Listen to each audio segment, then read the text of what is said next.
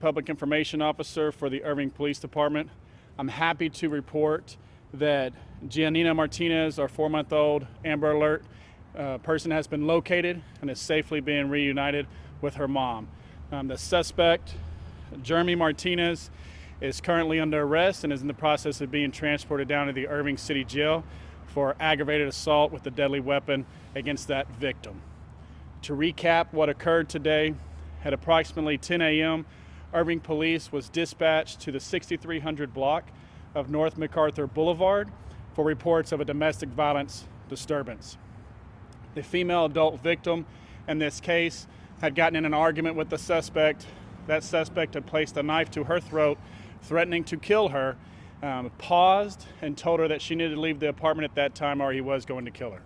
She left the apartment, went to the front office, contacted the Irving Police Department.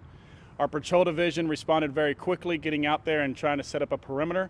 But as soon as the victim left to walk up to the office, it appears that the suspect left with the 4-month-old child from the apartment as well. Our tactical unit responded, performed an explosive breach to gain access into the apartment for the imminent danger that the child was in. Once inside the apartment, we realized that no one was in there, and that's when we began the process of activating an Amber Alert. Our Media Affairs Department was coordinating with Texas DPS and activating that Amber Alert. We went ahead and put that information out on social media so that everybody could begin looking for this child. Here lately, we've seen several Amber Alerts go out that have ended in a very negative way. We're very thankful today that this child has been found safe. We continued activation of the alert, and our fugitive unit, along with our tactical team, our criminal information center, our domestic violence investigators, Texas DPS, and our local news outlets began actively sharing this information and getting the suspect's name out on the radio, out on TV, getting that dispatch. The suspect was located a short distance away in the 700 block of Walnut Ridge at the Budget Suites Hotel and Residences. With the child, undercover officers were able to get into that area, see him, safely place him into custody without incident, and safely rescue that child. So we've got a very great conclusion to this incident today.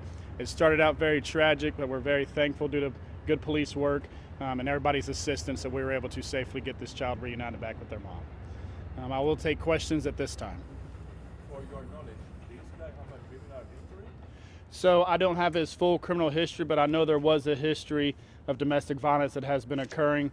I don't know what his charges are, but I have been informed that he does have a criminal history.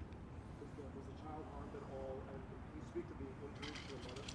So I'll take the second part first. As far as the injuries to the mom, there were going to most likely be assaultive type injuries, but the most dangerous one was the act of placing the knife to her throat and threatening to kill her.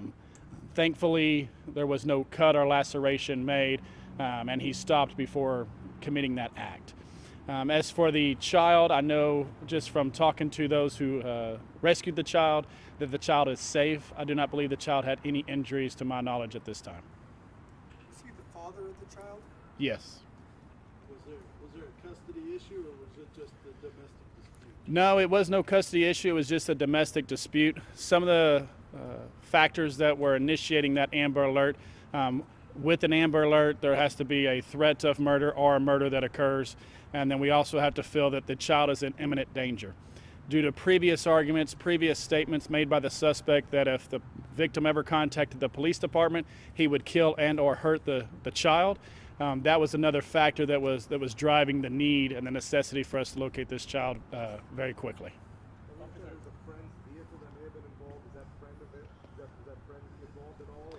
So, to my knowledge, that'll be part of the investigation. The friend wasn't involved at all with the assault or anything, but there was a friend that picked up the suspect, transported them. I don't know any involvement past that point if the friend had any knowledge of the incident that was occurring or anything like that. That'll be what our investigators are following up on their end. How much the charge? Aggravated assault with a deadly weapon is going to be the charge that he's going to be facing and he's under arrest for. And then there'll also be emergency protective orders placed on the family, the victim, and the 2 children. Any other questions? I just want to once again reiterate thank you to all of our media outlets for getting this information out so quickly, and for everybody on social media for sharing it. This is time where we all come together as a community.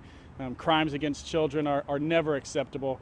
In all of our hearts, we all have kids or family members that have young children, and we always want to find these kids as safely as we can. So good job to everyone today for locating the child.